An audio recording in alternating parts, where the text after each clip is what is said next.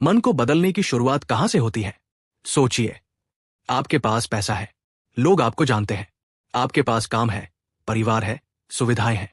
फिर भी रात को बिस्तर पर जाते ही आपका अपना मन आपको चैन नहीं लेने देता। कभी पुरानी बात याद आती है, कभी आने वाले कल की चिंता, कभी किसी इंसान की कही हुई एक छोटी सी बात बार बार दिमाग में घूमती रहती है।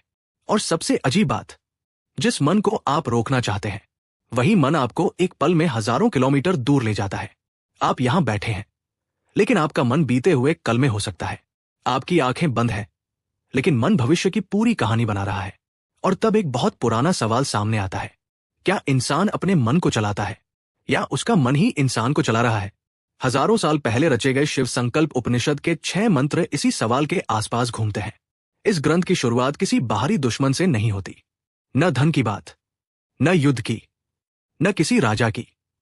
शुरुआत होती है मन से, और शायद यही इसकी पहली गहरी बात है। हम अपनी जिंदगी की समस्याओं का कारण अक्सर बाहर खोजते हैं, परिवार, समाज, पैसा, नौकरी, लोग, परिस्थितियां। लेकिन अगर इन सब के बीच बैठा हुआ मन ही हर अनुभव को अर्थ देता है, तो फिर असली सवाल यह नहीं रह जाता कि दुनिया कैसी है। सवाल यह बन जाता है, दुनिया को देखने वाला हमारा मन कैसा है? पहला मंत्र मन की एक ऐसी तस्वीर खींचता है जो आज भी चौंका देती है। वो कहता है कि जागते हुए जो मन बहुत दूर तक चला जाता है, वही सोते हुए भी अपने ढंग से सक्रिय रहता है। और फिर मन को प्रकाशों का भी प्रकाश कहा जाता है। यहां अगर हम केवल शब्दों का अर्थ पकड़ेंगे तो शायद बात बहुत धार्मिक या रहस्यमय लगेगी, लेकिन इसे इंसानी अनुभव की तरह देखिए। आप किसी कमरे में बैठे हैं, आपका शरीर वही है, लेकिन मन, वह अचानक 10 साल पीछे चला जाता है। किसी पुराने दोस्त की याद, किसी गलती की याद, किसी ऐसे इंसान की याद जिससे अब आपका कोई संबंध नहीं। और फिर अचानक वही मन 10 साल आगे पहुंच जाता है। अगर नौकरी चली गई तो, अगर पैसा कम पड़ गया तो, अगर मैं सफल नहीं हुआ तो, अगर लोग मुझे पसंद नहीं करते तो। शरीर वर्तमान में है, लेकिन मन एक साथ अतीत और भविष्य में घूम सकता है। यही वजह है कि मन को साधना इतना कठिन है, क्योंकि मन सिर्फ सोचता नहीं, मन दुनिया बनाता है। एक ही घटना 2 लोगों के साथ होती है।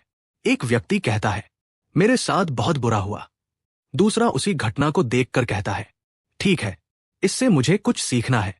घटना एक है, लेकिन दोनों की दुनिया अलग हो गई। क्यों? क्योंकि बाहर की घटना ने नहीं, मन की व्याख्या ने अनुभव बनाया।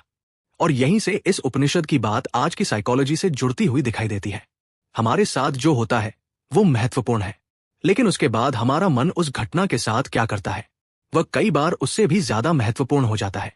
किसी ने आपको एक कठोर बात कह दी, घटना शायद 10 सेकंड की थी, लेकिन अगर आपका मन उसी बात को अगले 3 दिन दोहराता रहे, तो असली तकलीफ उस व्यक्ति की आवाज से नहीं आ रही, वह आपके अपने मन की दोहराई हुई आवाज से आ रही है। और यही एक असहज सवाल पैदा होता है, क्या हमारा सबसे बड़ा दुख कभी कभी घटना से नहीं, बल्कि उस घटना को बार बार सोचते रहने से पैदा होता है? लेकिन मन की शक्ति सिर्फ परेशानी पैदा करने तक सीमित नहीं है। पहला मंत्र उसे ज्योतियों का प्रकाश कहता है। इसका एक गहरा अर्थ यह हो सकता है कि मन सिर्फ चीजों को देखता नहीं, वो उन्हें हमारे लिए अर्थपूर्ण भी बनाता है। आपकी आंखें किसी चेहरे को देख सकती हैं, लेकिन उस चेहरे का मतलब क्या है, यह मन तय करता है। एक व्यक्ति आपके लिए अजनबी है, वही व्यक्ति किसी दूसरे के लिए पिता हो सकता है, किसी तीसरे के लिए दुश्मन, किसी चौथे के लिए प्रेम।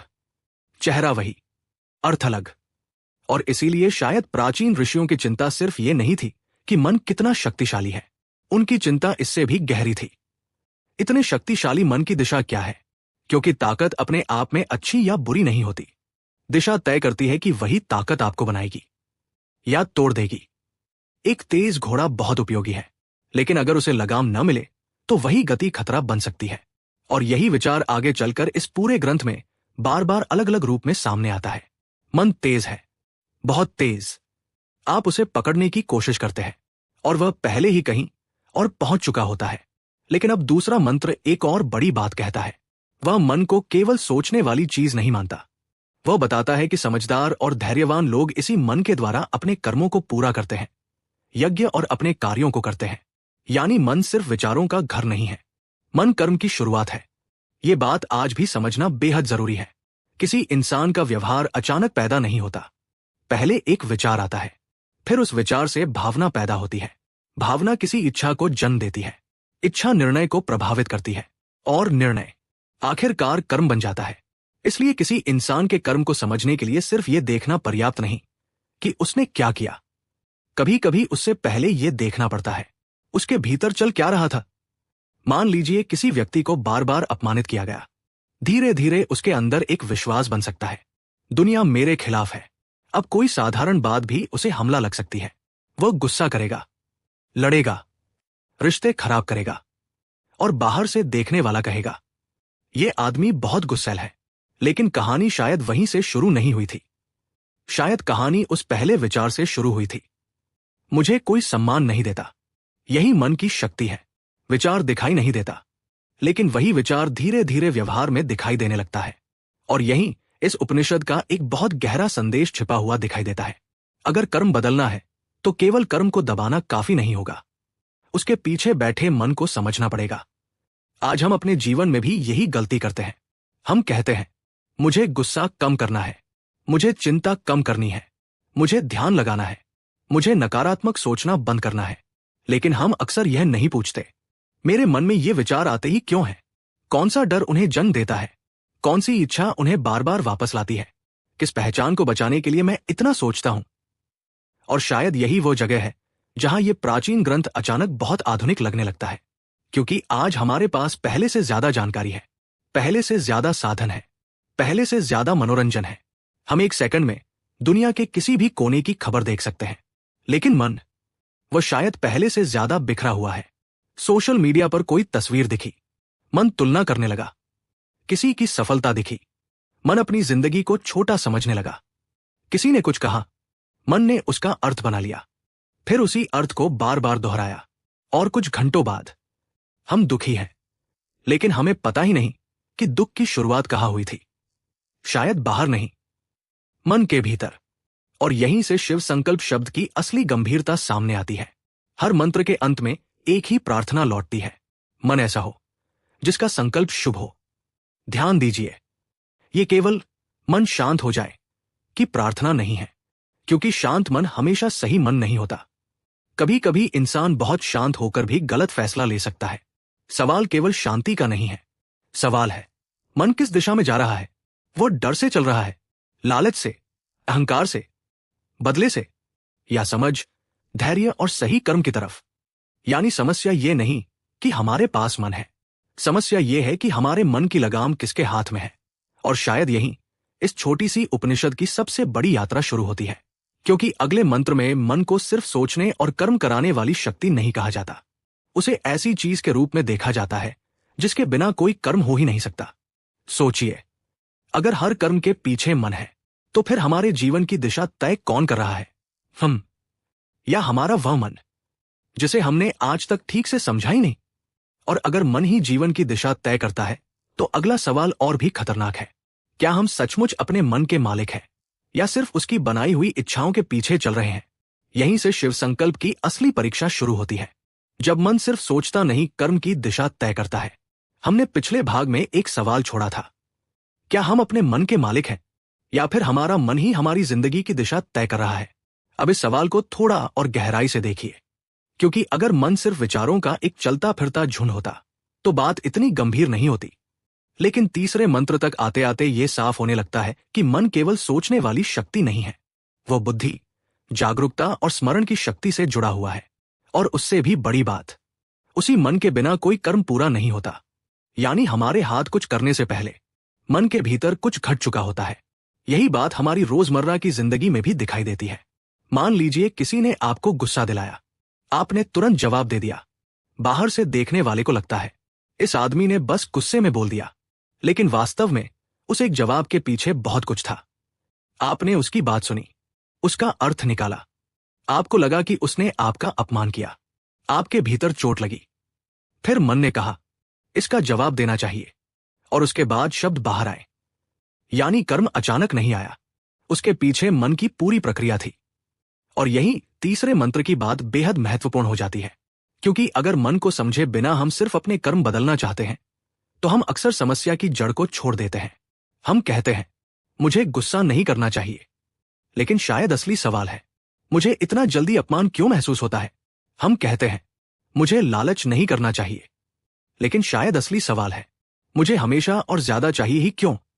हम कहते हैं मुझे डरना नहीं चाहिए, लेकिन शायद सवाल है मेरे मन में कौन सी चीज खोने का डर बैठा हुआ है।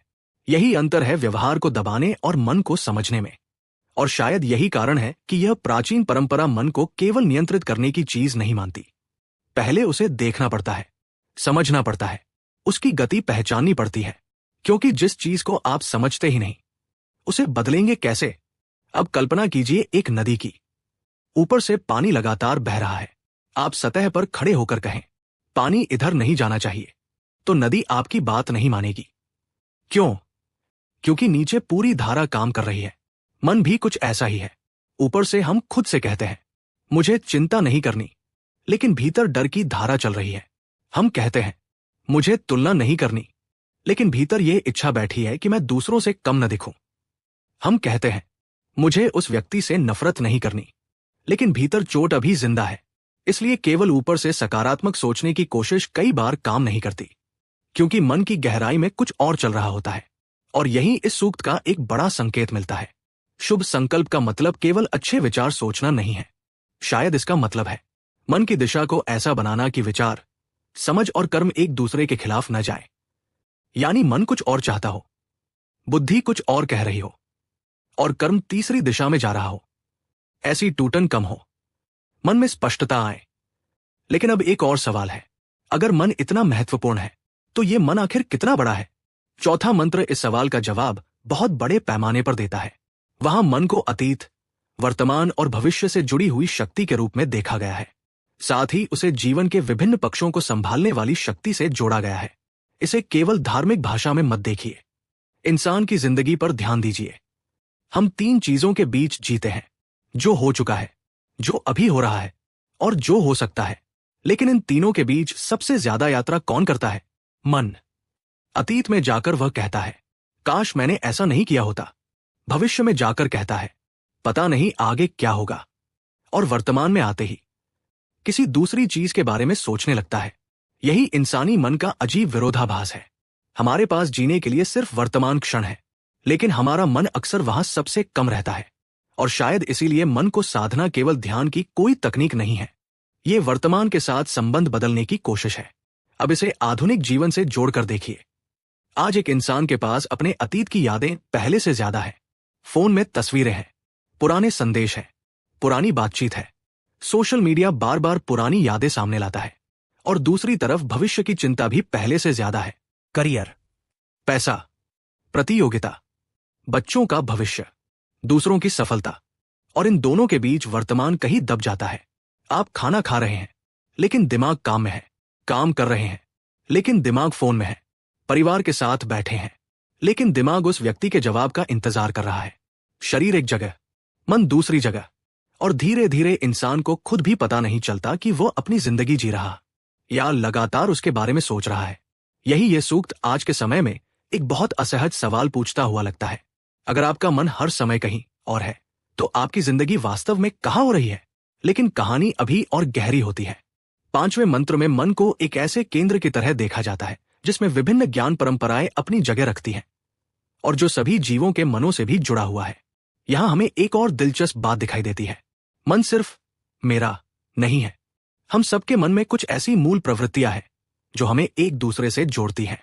भूख, डर, प्रेम, सम्मान पाने की इच्छा, अपमान से बचने की इच्छा, सुरक्षित रहने की इच्छा, अपने होने का अर्थ खोजने की इच्छा। समय बदल गया, सभ्यता बदल गई, कपड़े बदल गए, तकनीक बदल गई, लेकिन मनुष्य के भीतर की बहुत सी मूल इच्छाएं आज भी वैसी ही हैं। आज कोई व्यक्ति सोशल मीडिया पर लाइक चाहता है। हजारों साल पहले कोई व्यक्ति समाज में सम्मान चाहता था। ऊपर से दोनों अलग दिखते हैं, लेकिन भीतर शायद एक ही सवाल है, क्या मैं दूसरों के लिए महत्वपूर्ण हूं? आज कोई व्यक्ति महंगी गाड़ी खरीदता है। पुराने समय में कोई अपनी शक्ति, पद या संपत्ति दिखाता था। रूप अलग है, लेकिन मन की एक पुरानी इच्छा वही हो सकती है, लोग मुझे देखें। यही मनुष्य को समझने का एक महत्वपूर्ण तरीका है। समाज बदलता है, लेकिन मन की कुछ बुनियादी जरूरतें बहुत धीरे बदलती हैं। और इसलिए यह सूक्त केवल किसी पुराने धार्मिक अनुष्ठान की बात नहीं रह जाता। यह मनुष्य के भीतर चलने वाली उस शक्ति को देखने की कोशिश बन जाता है जो युग बदलने के बाद भी हमारे साथ बनी रहती है। और अब छठा मंत्र इस पूरी तस्वीर में एक बेहद सुंदर रूपक जोड़ता है। मन की तुलना ऐसे सारथी से की जाती है जो घोड़ों को सही दिशा में ले जाता है। साथ ही उसे प्रकाश की किरणों से भी जोड़ा जाता है जो आगे बढ़ती है। इस रूपक को ध्यान से समझिए। सारथी का काम घोड़ों को मारना नहीं है, उसे घोड़ों की शक्ति खत्म नहीं करनी, उसे बस दिशा देनी है। यही शायद मन के साथ भी है। इच्छाएं खत्म कर देना लक्ष्य नहीं है, भावनाएं खत्म कर देना लक्ष्य नहीं है, विचार आना बंद हो जाए ये भी लक्ष्य नहीं। क्योंकि इंसान बिना इच्छा, बिना भावना और बिना विचार के जीवित मशीन बन जाएगा। सवाल यह है, इन शक्तियों को कौन दिशा दे रहा है? गुस्सा है, लेकिन क्या वह अन्याय के खिलाफ खड़ा करता है या अपने ही लोगों को चोट पहुंचाता है? महत्वाकांक्षा है, लेकिन क्या वह आपको बेहतर बनाती है या हर समय दूसरों से तुलना करवाती है?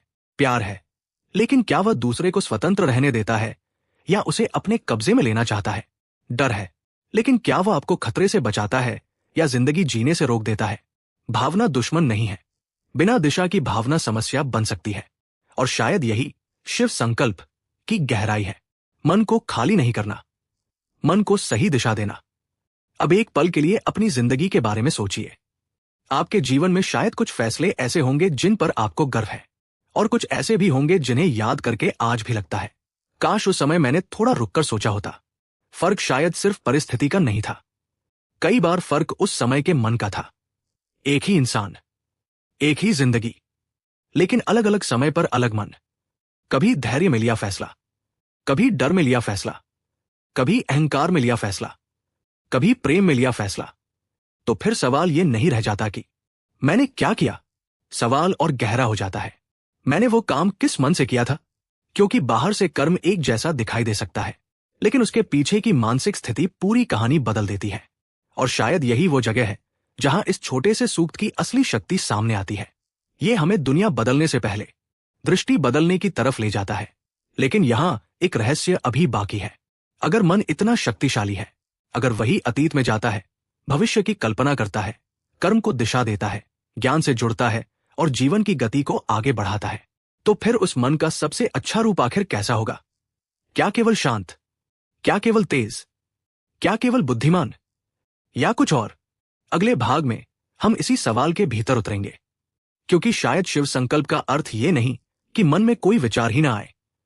शायद असली बात यह है कि विचार हजार आए, इच्छाएं हजार उठें, दुनिया हजार दिशाओं में खींचे, फिर भी भीतर कोई ऐसी दिशा हो जहां मन बार बार लौट सके। और अगर वह दिशा खो गई तो सबसे शक्तिशाली मन भी इंसान को भटका सकता है। लेकिन अगर वह दिशा मिल गई तो वही मन, जो अभी तक आपकी सबसे बड़ी परेशानी था, आपका सबसे बड़ा साधन बन सकता है। मन को रोकना नहीं, उसे सही दिशा देना। अब तक हमने मन को 3 अलग अलग रूपों में देखा। एक ऐसा मन जो जागते हुए दूर दूर तक भटकता है, एक ऐसा मन जो हमारे कर्मों के पीछे काम करता है, और एक ऐसा मन जो अतीत, वर्तमान और भविष्य तीनों को अपने भीतर जोड़ता है। लेकिन अब एक और सवाल सामने आता है, अगर मन इतना शक्तिशाली है तो उसे सही दिशा कौन देगा? क्योंकि मन का तेज होना पर्याप्त नहीं है। एक तेज गाड़ी अगर गलत रास्ते पर जा रही हो तो उसकी रफ्तार उसे मंजिल के और करीब नहीं ले जाती, वह बस गलत जगह जल्दी पहुंचा देती है। यही फर्क है मन की शक्ति और मन की दिशा में। छठे मंत्र में मन की तुलना ऐसे सारथी से की जाती है जो घोड़ों को दिशा देता है। उसे बहुत तेज गति से चलने वाली शक्ति के रूप में भी देखा गया है। अब इस छोटे से रूपक को थोड़ा खोलिए। रथ में घोड़े हैं, घोड़े शक्तिशाली हैं, उनमें ऊर्जा है, वे दौड़ सकते हैं। लेकिन अगर सारथी को पता ही न हो कि जाना कहाँ है तो घोड़ों की ताकत बेकार हो जाएगी। मन भी कुछ ऐसा ही है। हमारे भीतर इच्छाएं हैं, भावनाएं हैं, कल्पनाएं हैं, महत्वाकांक्षाएं हैं, डर है, यादें हैं। ये सब मन की शक्ति का हिस्सा है। समस्या ये नहीं कि हमारे भीतर ये चीजें हैं, समस्या तब पैदा होती है जब इनमें से कोई एक पूरी जिंदगी की दिशा तय करने लगता है। मान लीजिए किसी इंसान के भीतर बहुत बड़ी महत्वाकांक्षा है, वो सफल होना चाहता है। यह अपने आप में बुरी बात नहीं, लेकिन धीरे धीरे उसकी महत्वाकांक्षा तुलना में बदल जाती है। अब उसका सवाल ये नहीं रहता मैं कितना बेहतर बन सकता हूं, सवाल बन जाता है मैं दूसरे से आगे हूं या नहीं। फिर सफलता भी उसे शांति नहीं देती। कोई उससे आगे निकल गया तो बेचैनी, किसी ने उससे ज्यादा पैसा कमा लिया तो बेचैनी, किसी और को ज्यादा सम्मान मिल गया तो बेचैनी। ध्यान दीजिए, पहले वही महत्वाकांक्षा उसे आगे बढ़ा रही थी, अब वही उसे अंदर से खा रही है। घोड़ा वही है, बदली सिर्फ दिशा है। यही शायद उस सारथी वाले रूपक की असली ताकत है। मन को कुचलना नहीं है, उसे प्रशिक्षित करना है। और यही बात ध्यान के बारे में हमारी आम समझ को भी बदल देती है। कई लोग सोचते हैं कि ध्यान का मतलब है बैठो, आंखें बंद करो और दिमाग में कोई विचार नहीं आना चाहिए। लेकिन अगर आपने कभी सच में बैठकर अपने मन को देखा है तो आप जानते हैं, विचारों को आदेश देने से वे बंद नहीं होते। एक विचार आया, आपने कहा इसे नहीं सोचना, अब वही विचार और मजबूत होकर वापस आता है। जैसे किसी से कहा जाए, इस कमरे में हाथी के बारे में मत सोचना, अचानक दिमाग में हाथी आ जाता है। यानी मन को केवल रोकना हमेशा समाधान नहीं है। शायद असली अभ्यास यह है कि आप अपने मन को पहचानना शुरू करें। विचार आया, आपने उसे देखा। भावना उठी, आपने उसे पहचाना। डर आया, आपने पूछा मुझे डर किस बात का है। गुस्सा आया, आपने पूछा मुझे चोट कहाँ लगी है। यहीं से मन और मनुष्य के बीच थोड़ी दूरी बनती है। और यह दूरी बहुत महत्वपूर्ण है, क्योंकि जब आप अपने विचार को ही अपना मैं मान लेते हैं, तब हर विचार आपको खींच कर ले जाता है। लेकिन जब आप विचार को देख सकते हैं, तब पहली बार चुनाव की संभावना पैदा होती है। यही बात आधुनिक जीवन में भी बहुत गहराई से दिखाई देती है। फोन पर कोई संदेश आया, मन तुरंत प्रतिक्रिया देना चाहता है। आप जवाब लिखते हैं, फिर मिटाते हैं, फिर गुस्से में दोबारा लिखते हैं और शायद 1 मिनट बाद भेज देते हैं। बाद में लगता है मुझे ऐसा नहीं लिखना चाहिए था। उस 1 मिनट में क्या हुआ? बाहर की घटना छोटी थी, लेकिन मन ने उसे तुरंत पकड़ लिया और प्रतिक्रिया कर्म बन गई। अगर उसी क्षण थोड़ा सा ठहराव आ जाए तो कहानी बदल सकती है। विचार वही, भावना वही, लेकिन उनके और आपके कर्म के बीच थोड़ी जगह आ गई। और शायद इंसान की स्वतंत्रता वहीं से शुरू होती है, जहां विचार और प्रतिक्रिया के बीच एक छोटा सा अंतर पैदा होता है। लेकिन यहां एक बहुत जरूरी बात है, मन को सही दिशा देना केवल व्यक्तिगत अनुशासन का मामला नहीं है। समाज भी हमारे मन की दिशा तय करने में बड़ी भूमिका निभाता है। बचपन से हमें बताया जाता है क्या अच्छा है, क्या बुरा है, किसे सफल माना जाएगा, किसे असफल, किस नौकरी का सम्मान है, किस जीवन को देखकर लोग कहेंगे वाह, और किस जीवन को देखकर कहेंगे इसने क्या हासिल किया। धीरे धीरे बाहरी आवाजें हमारे भीतर की आवाज बन जाती हैं। फिर एक दिन हम खुद से कहते हैं मुझे यही बनना है। लेकिन सवाल यह है, ये इच्छा मेरी है भी या नहीं? यही सवाल बहुत गहरा है, क्योंकि इंसान को सिर्फ अपनी इच्छाओं से नहीं चलाया जाता, कई बार उसे दूसरों की अपेक्षाओं से भी चलाया जाता है। एक बच्चा डॉक्टर बनना चाहता है या इसलिए बनना चाहता है क्योंकि घर में डॉक्टर बनने को सफलता माना जाता है। एक युवक नौकरी कर रहा है क्योंकि उसे वह काम पसंद है या इसलिए क्योंकि समाज में वो नौकरी प्रतिष्ठित है। कोई व्यक्ति महंगा घर खरीद रहा है क्योंकि उसे सच में उसकी जरूरत है या इसलिए कि उसे लगता है कि लोगों की नजर में उसका स्तर बढ़ जाएगा। हम अक्सर अपनी इच्छाओं को अपना समझ लेते हैं, लेकिन उनमें से कुछ इच्छाएं हमें सिखाई गई होती हैं। और अगर मन को सही दिशा देनी है तो शायद पहला काम यह देखना होगा कि उसके भीतर चल क्या रहा है। यही 5वें मंत्र का एक और महत्वपूर्ण संकेत सामने आता है। उसमें मन को सभी जीवों के मनों से जुड़ा हुआ बताया गया है और ज्ञान की बड़ी परंपराओं को भी उसी मानसिक केंद्र से जोड़ा गया है। इसे अगर एक दार्शनिक संकेत की तरह देखें तो मन केवल निजी कमरा नहीं रह जाता। मनुष्य का अनुभव व्यक्तिगत है, लेकिन उसकी मूल मानवीय बेचैनियां साझा है। हर इंसान चाहता है कि उसे समझा जाए। हर इंसान किसी न किसी रूप में सुरक्षा चाहता है। हर इंसान अपमान से बचना चाहता है। हर इंसान चाहता है कि उसकी जिंदगी का कोई अर्थ हो। और शायद यही कारण है कि हजारों साल पुरानी बात आज भी हमें छू सकती है, क्योंकि सभ्यता बदल गई है, लेकिन मनुष्य पूरी तरह नहीं बदला। आज हम स्क्रीन पर अपनी पहचान बनाते हैं, कल लोग सभा में अपनी प्रतिष्ठा बनाते थे। आज लोग अनुयायियों की संख्या देखते हैं, पहले लोग अपने सामाजिक प्रभाव को देखते थे। आज तुलना डिजिटल है, पहले तुलना सामने खड़े लोगों से होती थी। लेकिन भीतर का सवाल लगभग वही है, दूसरों की नजर में मेरी कीमत कितनी है? और यही मन फिर से सारथी और घोड़े का रूपक बन जाता है। अगर मन बाहर की हर आवाज के पीछे भागता रहे तो इंसान अपने जीवन की दिशा खुद तय नहीं कर पाएगा। लेकिन अब सबसे मुश्किल सवाल, अगर समाज हमारे मन को आकार देता है तो क्या हम वास्तव में स्वतंत्र हैं? अगर हमारी इच्छाएं परिवार से आई हैं, हमारे डर अनुभवों से आए हैं, हमारी महत्वाकांक्षा समाज से प्रभावित है, हमारी पसंद दूसरों की पसंद देखकर बनी है, तो फिर मैं कहां हूं? यही वो जगह है जहां इस सूक्त को सिर्फ मन को शांत करने वाली प्रार्थना समझना बहुत छोटा अर्थ होगा। शायद इसका संकेत इससे गहरा है।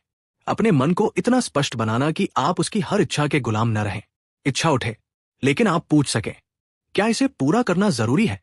गुस्सा आए, लेकिन आप पूछ सकें, क्या इस गुस्से के अनुसार कर्म करना सही होगा?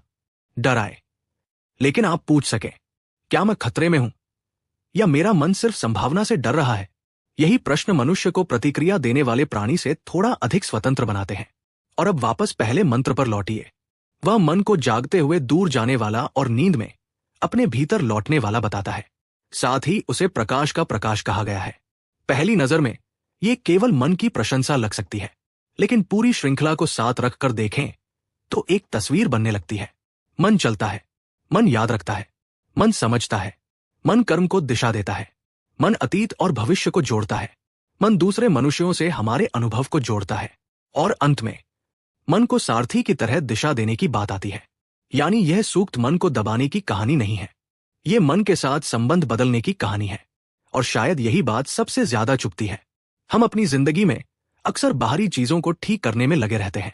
नौकरी बदल देंगे, शहर बदल देंगे, रिश्ता बदल देंगे, फोन बदल देंगे, लोग बदल देंगे, लेकिन अगर देखने वाला मन वही रहा तो नई जगह पर भी पुरानी बेचैनी हमारे साथ चली जाएगी। क्योंकि सामान बदलने से मन नहीं बदलता, परिस्थिति बदलने से भी जरूरी नहीं कि हमारी प्रतिक्रिया बदल जाए। कल जिस बात से दुख हुआ था, आज किसी दूसरी बात से वही दुख हो सकता है। कल जिस इंसान से तुलना की थी, आज किसी दूसरे इंसान से करेंगे। कल जिस चीज को पाने के बाद लगा था कि अब शांति मिलेगी, उसे पाने के बाद मन अगली चीज खोज लेगा। क्यों? क्योंकि बाहर की वस्तु नहीं बदली थी, मन की मांग बदलती नहीं थी। और शायद यही शिव संकल्प की जरूरत सबसे ज्यादा दिखाई देती है। लेकिन इस पूरी बात में अभी एक आखिरी परत बाकी है। अगर शुभ संकल्प का मतलब सिर्फ अच्छे विचार रखना नहीं है, अगर मन को रोकना भी लक्ष्य नहीं, अगर मन को सारथी की तरह दिशा देनी है, तो फिर शिव संकल्प आखिर है क्या? क्या इसका मतलब केवल धार्मिक रूप से शुभ सोचना है, या इसके भीतर मनुष्य के जीवन को देखने का कोई और गहरा तरीका छिपा है? क्योंकि 6 मंत्रों को एक साथ रखें तो ऐसा लगता है कि प्रार्थना केवल ये नहीं कह रही, मेरा मन शांत हो। वो मानो कह रही है, मेरी वो आंतरिक शक्ति जो मुझे सोचने, याद करने, समझने और कर्म करने की दिशा देती है, उसकी दिशा शुभ हो। और यही फर्क बहुत बड़ा है। शांत मन आपको कुछ समय के लिए आराम दे सकता है, लेकिन सही दिशा वाला मन पूरी जिंदगी का रास्ता बदल सकता है। अब सवाल यह नहीं बचता कि मन कितना शक्तिशाली है, सवाल यह है उस शक्ति का इस्तेमाल किस लिए हो रहा है। और अगले भाग में हमें इसी सवाल के सबसे गहरे हिस्से तक जाना होगा। क्योंकि अगर मन ही हमारी दुनिया को अर्थ देता है, तो संभव है कि हमारी सबसे बड़ी समस्या दुनिया नहीं हो, और शायद हमारी सबसे बड़ी स्वतंत्रता भी दुनिया को बदलने में नहीं, अपने देखने वाले मन को पहचानने में छिपी हो। लेकिन अगर मन को दिशा देने वाला कोई सारथी चाहिए, तो फिर वह सारथी कौन है? मन को कौन देख रहा है? यही सवाल इस पूरी यात्रा को अगले और सबसे गहरे मोड़ तक ले जाएगा। मन को जीतना नहीं, मन को शिव बनाना है। एक सवाल हमने पिछले भाग में छोड़ा था। अगर मन को दिशा देने वाला कोई सारथी चाहिए, तो वह सारथी कौन है?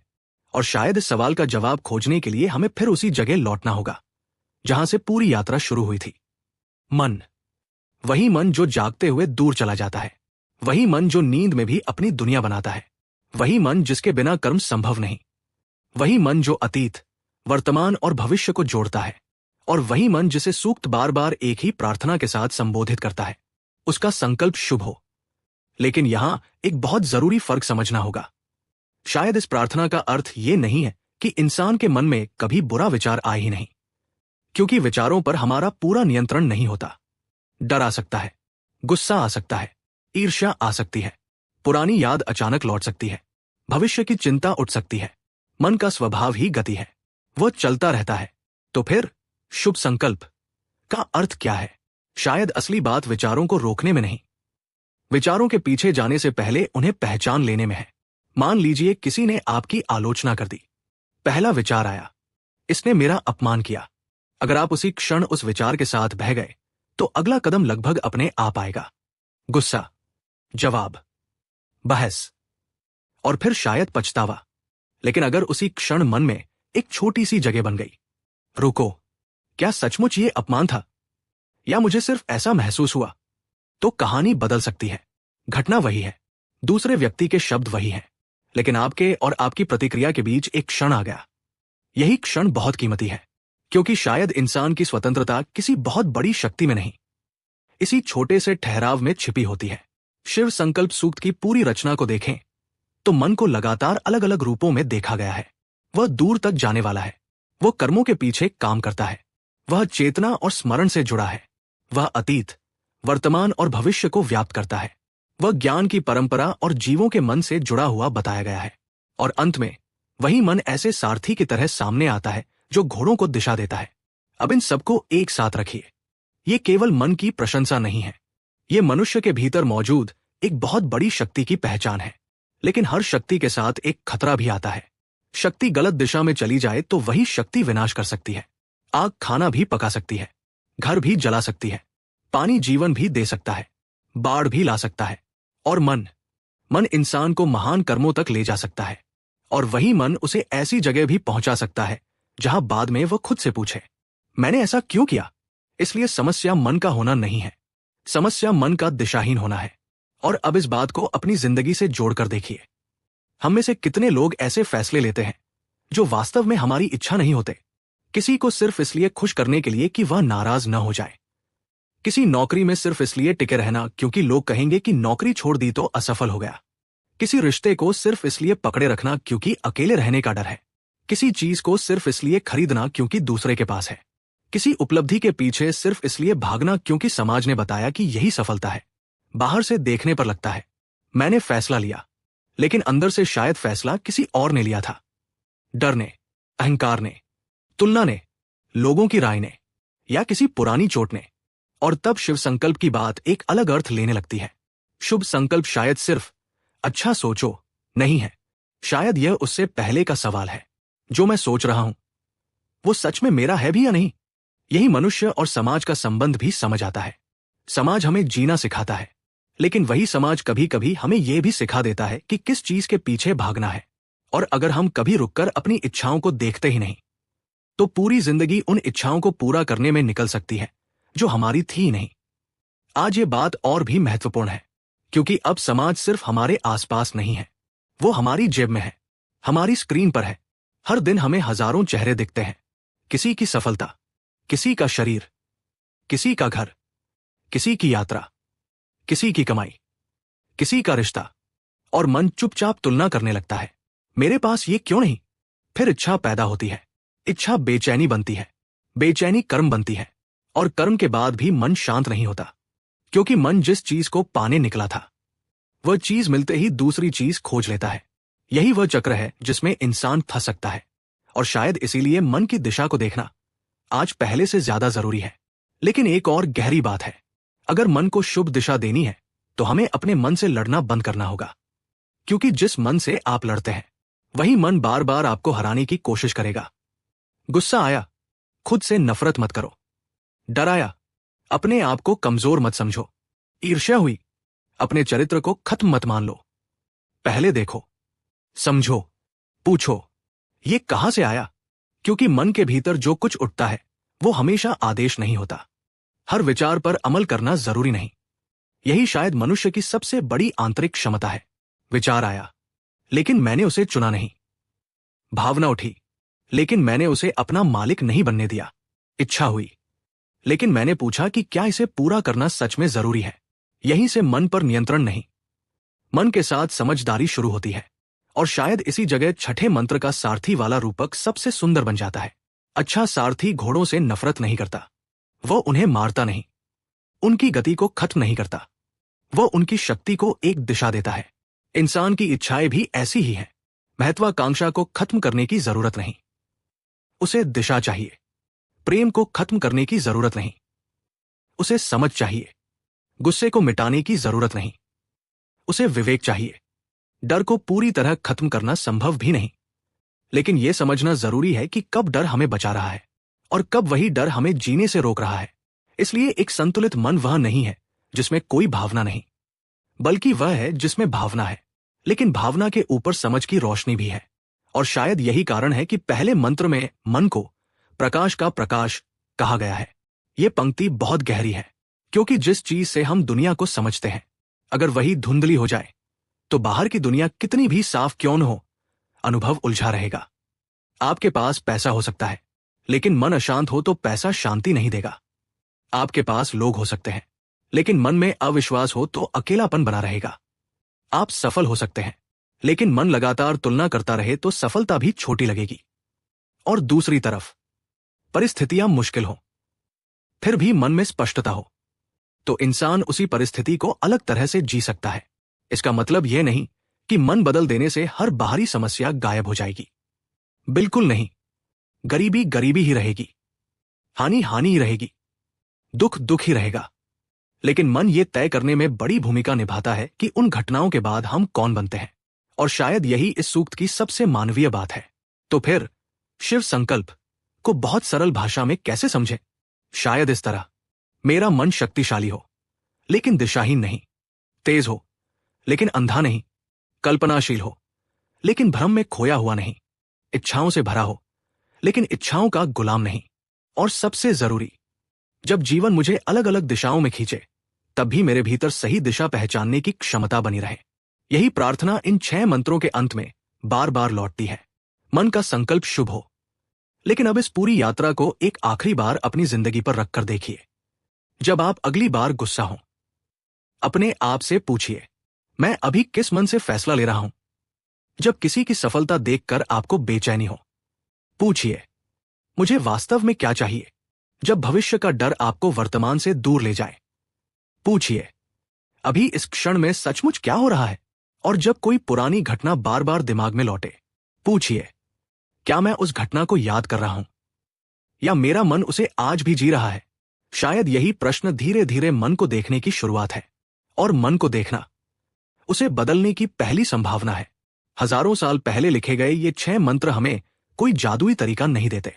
वे ये वादा भी नहीं करते कि जीवन में दुख नहीं आएगा। वे ये नहीं कहते कि मन हमेशा शांत रहेगा। बल्कि शायद उनका संदेश इससे ज्यादा ईमानदार है।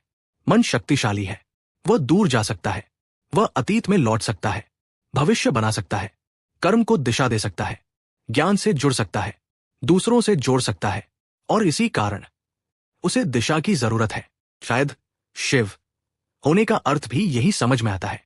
ऐसा संकल्प जो सिर्फ हमें अपनी इच्छाएं पूरी करने की ताकत न दे, बल्कि ये समझ भी दे कि हर इच्छा पूरी करना जरूरी नहीं है। ऐसा मन जो सिर्फ दुनिया को बदलना न चाहे, बल्कि जरूरत पड़ने पर खुद को भी देख सके।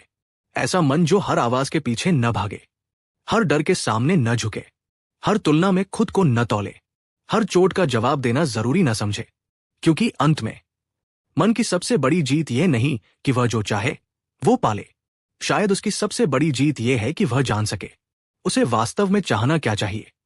और शायद यही शिव संकल्प की पूरी यात्रा समाप्त नहीं होती, बल्कि शुरू होती है। क्योंकि अगली बार जब आपका मन किसी पुरानी याद में चला जाए, किसी भविष्य की चिंता में भागे, किसी की सफलता से खुद को छोटा समझे, या गुस्से में आपको तुरंत कुछ करने के लिए कहे, तब एक पल रुकिए और अपने मन से पूछिए, तू मुझे कहां ले जा रहा है? शायद उस एक सवाल के बाद पहली बार आप मन को चला नहीं रहे होंगे, आप पहली बार उसे देख रहे होंगे। और शायद वहीं से इंसान और उसके मन के बीच वह दूरी पैदा होती है जिसमें चुनाव संभव होता है, जिसमें विवेक जन्म लेता है, और जिसमें एक अशांत मन धीरे धीरे शिव संकल्प बनना शुरू करता है।